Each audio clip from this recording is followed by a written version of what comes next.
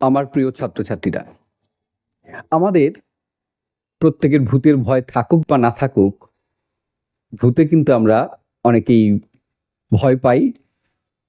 অনেকেই ভূত হয়তো বিশ্বাস করি না করি, ভূতের একটা অস্তিত্ব স্বীকার করি। আর সবচেয়ে বড় কথা, ভূতের গল্প শুনতে আমাদের কার না ভালো লাগে।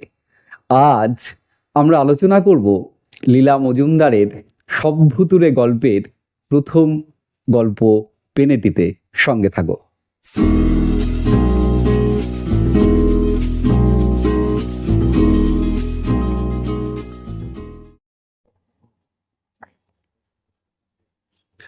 লীলা মজুমদার বাংলা সাহিত্যের অনন্য সৃষ্টির চিহ্ন রেখে গেছেন একাধিক জায়গায়।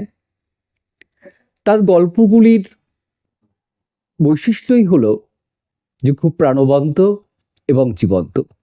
বিশেষ করে সব ভুতুড়ে গ্রন্থের গল্পগুলির কথা যদি বলা হয়, মনে হবে লেখিকা বোধহয় নিজেই সেই অভিজ্ঞতার অংশীদারি, অথবা তার কোনো নিকট আত্মীয়ের কাছ থেকে এইসব ঘটনা শোনা। বর্ণনা ভঙ্গিতে মনে হয় লেখিকা বোধহয় তার নিজের অভিজ্ঞতার কথা বলছেন, কিন্তু একেবারে তা নয়। অতএব তিনি বলছেন যে সবটাই আমার কল্পনা প্রসূত, এর মধ্যে কোনো বাস্তব সত্যতা নেই। তবে সবচেয়ে বড় কথা হলো যে এই কল্পনাশ্রয়ী গল্পগুলি তার কাছে অনেকটা প্রাণবন্ত, আমাদের কাছে জনপ্রিয় হয়ে উঠেছে। তার গল্পের ভূতেরা আমাদের ভীতি সঞ্চার করে না, একেবারেই ক্ষতিকারক নয়। তার গল্পের ভূতেদের বৈশিষ্ট্য হলো তারা সব বন্ধুভূত। আজকের আলোচনা থাকবে সেই সব ভুতুড়ে গল্পের গল্পগ্রন্থের পেনেটিতে। সাহিত্যিক লীলা মজুমদারের সব ভুতুড়ে গল্পের প্রতিটি গল্পই প্রথম পুরুষে লেখা। মনে হবে লেখিকার নিজের অভিজ্ঞতায় তার গল্পের বর্ণনা করছেন। তো এমনই একটি সুন্দর চমৎকার গল্প, ভূতের গল্প পেনেটিতে। তার বিষয়টা এমন যে লেখিকা, তার মামা একটি গঙ্গার পাড়ে বাড়ি কিনতে চেয়েছেন এবং পেনেটিতে সেটা, কিন্তু মামার দ্বার পরিগ্রহ করেননি, অর্থাৎ বিয়ে করেননি, তাই খুব বেশি একটা আপত্তি করেনি। আপত্তিটা কেন?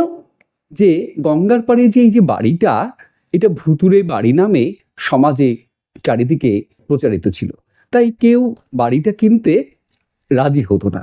তাই মামাও সস্তা দামে বাড়িটা পেয়ে গিয়েছিলেন। একমাত্র আপত্তি করেছিলেন তার মাসি। আর এই মাসি আপত্তি করার কারণে তিনি একটু রেগে গিয়েই কি করলেন, যে বাড়িটি কেনার আগে 2 দিন আগে দুই কুস্তির পালোয়ানকে সঙ্গে নিয়ে বাড়িতে বসবাস শুরু করলেন। এই বসবাস শুরু করলেন আর তারাও গেল, কারণ তাদের মুরগির ঝোল খাওয়ার লোভ ছিল। অতএব এই কারণে 2 দিন থাকার পর অভিজ্ঞতা হলো যে না, ভূত ফুত বলে কিছু নেই। অতএব নিশ্চিন্তে মামা সেই বাড়িটি সস্তা দামে কিনতে পারলেন। সঙ্গে যে বাড়িটা কিনলেন, বাড়িটা কেনারও 2 মাস পরে তিনি বাড়িতে বসবাস করা শুরু করলেন। কিন্তু সঙ্গে নিয়ে গিয়েছিলেন ঠাকুর বঙ্কু এবং বেয়ারা নটবর আর ঝগড়ু জমাদার। এরা মানে ভূত তো ভয় পাই না, বরঞ্চ ঈশ্বরেও বিশ্বাস করে না, এমনই ধারণা। তাই মামা নিশ্চিন্তে সেখানে বেড়াতে গেলেন এবং বাড়ি কিনলেন। লেখিকা তখন ক্লাস 9-এর ছাত্রী। তার বাবা পাটনায় বদলি হয়ে যায়। তার ফলে তার পড়াশোনার একটু সমস্যা দেখা গেল, যে একা কি করে পড়াশোনা করবে, কি ব্যাপার। অগত্যা মামার ডাকে সে তখন মামার বাড়িতে গিয়েই পড়াশোনা করে, স্কুলে ভর্তি হয়। স্কুলের ক্লাসের যে মনিটর বলি, গল্পে বলা হয়েছে ক্যাপ্টেন, 2 বন্ধু, তাদের সঙ্গে তার ভাব হয়েছিল।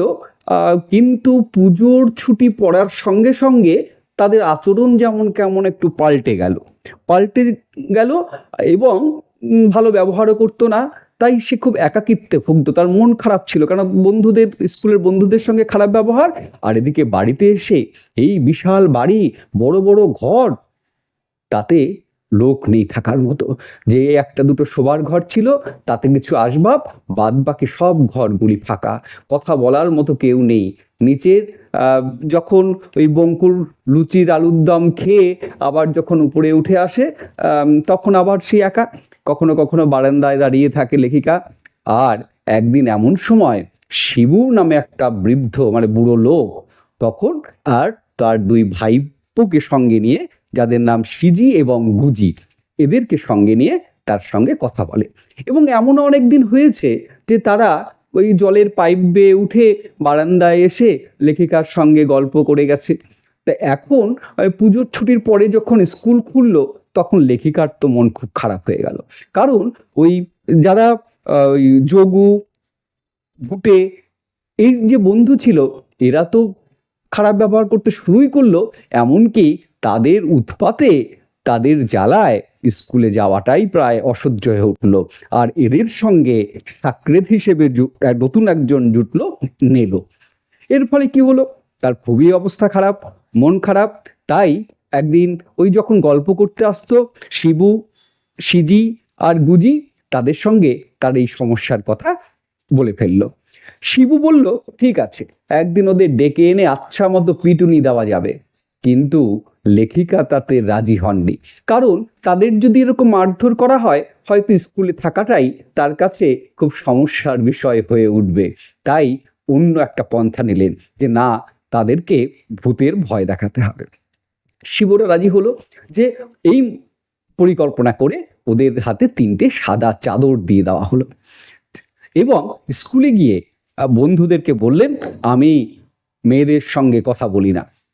তাতে বন্ধুরা রেগে গেল কারণ যে আমাদের এরকম মেয়ে বলা, এর মানে কি?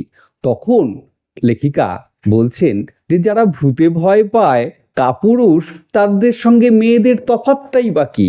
তাই তারা বলল যে ঠিক আছে, আমরা আজকের সন্ধ্যা 7টার সময় তোদের বাগান বাড়িতে যাব। এবং সেই মতোই কথা, সন্ধ্যা 7টা বাজে, অন্ধকার নেমে এসেছে এমন সময়।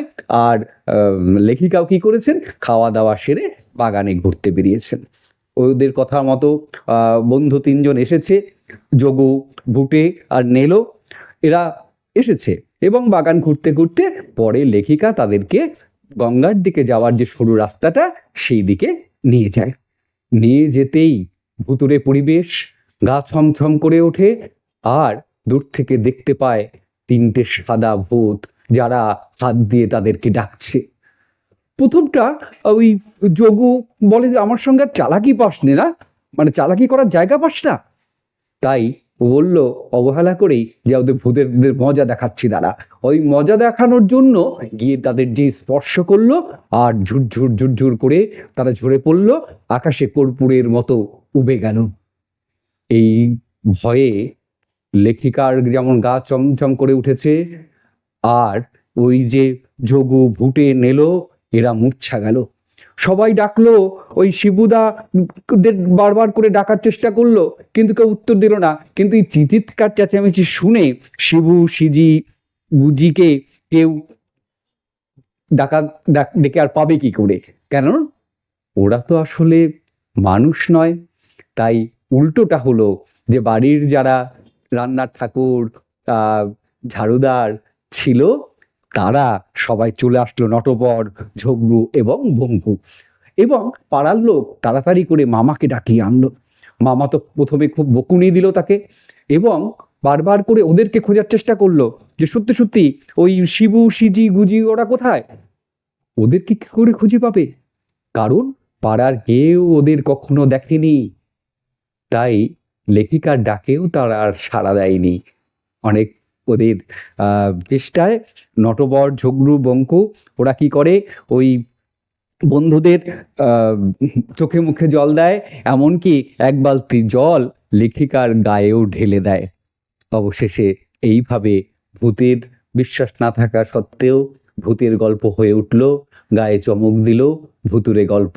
কিন্তু ওই ভূতগুলি এসেছিল, মনে রাখতে হবে, লেখিকাকে উদ্ধার করবার জন্য, তাকে সহযোগিতা করবার জন্য। ভূতের যে ভয়ঙ্করতা, যে ক্ষতিকারক দিক কারোর ক্ষতি করেনি, ভয়টা আসলে মানুষের মনে, যে মনের ভয়ে ওই বন্ধুরা কিন্তু ভীত হয়ে মূর্ছা গিয়েছিল, যোগ্য ভূতে আর নিল। তাই এইভাবেই গল্পের শেষ করলেন লেখিকা। অসাধারণ গল্প। আমরা পরবর্তী গল্প নিয়ে পরবর্তী ভিডিওতে আসব। তাই তোমাদের যদি ভালো লেগে থাকে ভিডিওটি সাবস্ক্রাইব করবে, শেয়ার করবে, লাইক করবে। ভালো থেকো, ধন্যবাদ।